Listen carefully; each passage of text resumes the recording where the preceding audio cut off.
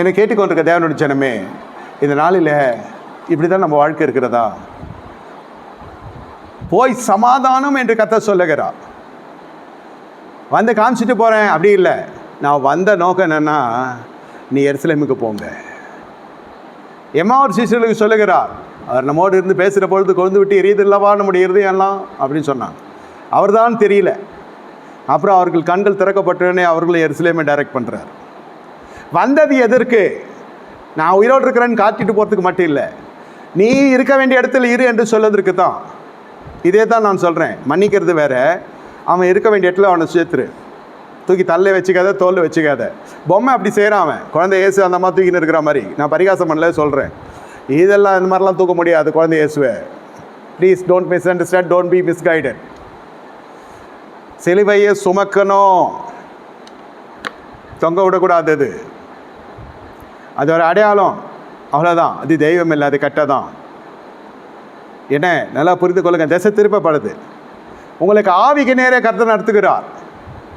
நீ சமாதானத்தோடு இருந்தால் தான் பரிசுத்தாய் பெற முடியும். நீ கசப்போடு இருந்தால் பரிசுத்தாய் பெற முடியாது. நன்றி கட்டணம் இருந்தால் பரிசுத்தாய் பெற முடியாது. தேவன் உங்களுக்கு எவ்வளோ பெரிய அனுகிரகத்தை கொடுத்து உங்களை சீடராக்கி இருக்கிறார். உங்களை தன்னோடு வைத்து கொண்டிருக்கிறார். அல்லது அவரோடு நீங்கள் இருக்கிறீர்கள், உங்களோடு அவர் இருக்கிறார். நடுவில் ஒரு சின்ன பிரச்சனை ஆச்சு.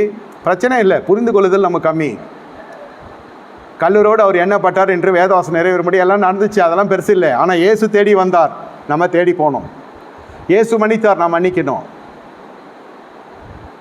இயேசு என்ன செய்தார்? அவனை இருக்க வேண்டிய இடத்துல வைத்தார். அதை தான் நான் சொல்ல வர்றேன். மன்னிச்சிட்டேன்றனால 2 மடங்கு மறுபடியும் போய் பிணைஞ்சி ஒன்றோட ஒன்று சிங்காய் லிங்காய் ஒரு மாதிரி ஆகிடக்கூடாது. நம்ம அதோடு மூழ்கிடுவோம். எங்கே நீ இருக்க வேண்டுமோ அங்கே ஜனங்களை வைக்கிறது உயிர்த்தடைய வல்லமை. அவன் மறுதளிச்சான், மன்னிச்சிட்டேன். ஆனால் எருசலேமில் இரு, நீ எருசலேமில் இரு. அதனால் கர்த்தர் ஒன்று தண்டிக்க. ஆனால் நீ இருக்க வேண்டிய இடத்துல இருக்கணும்.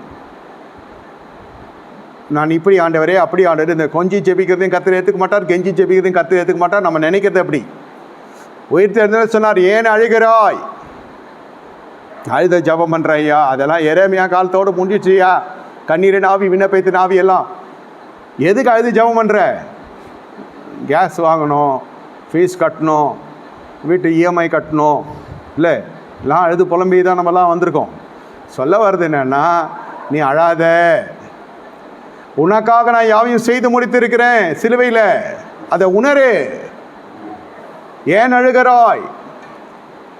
அடுத்தது நீங்கள் அறிவிக்க வேண்டியவர்களாக இருக்கிறீங்க. நீங்கள் எல்லாரையும் சீடர்களாக்குங்க, ஞானஸ்தானம் கொடுங்க, பிதாகுமாரன் பரிசுத்தாவினால உலகத்தின் முடிவு வந்து போங்க. அனுப்புகிறது. சிலர் அனுப்பவே மாட்டாங்க. உயிர்த்தடைய வல்லமை